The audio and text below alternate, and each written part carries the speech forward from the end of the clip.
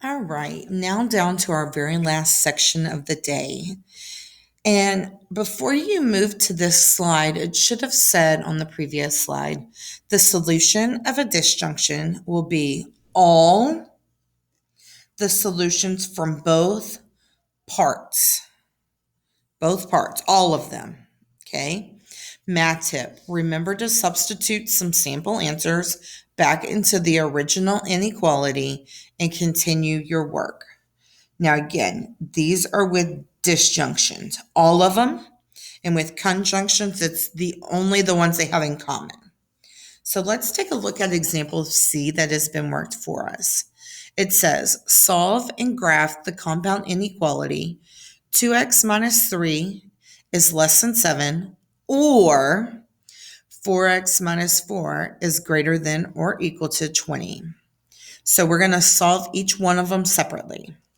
So the first thing I'm going to do, 2x minus 3 plus 3 is less than 7 plus 3. So they did the addition property of equality here. Then we have 2x is less than 10. Next, we're going to do the division property to get x by itself. And so 10 divided by 2 is 5. So 5 or less is going to be my inequality, right? So I have an open circle at 5 pointing to the left, to all those numbers that are smaller than 5. The second step they did was they graphed and solved the 4x minus 4 is greater than or equal to 20. This time they added 4 to both sides. They came up with 4x is greater than or equal to 24. They now use the division property and divide by 4 on both sides and get x is greater than or equal to 6. When they graphed that, they put a closed circle because of the equal to part, and they pointed to the right because we're talking about numbers bigger than 6.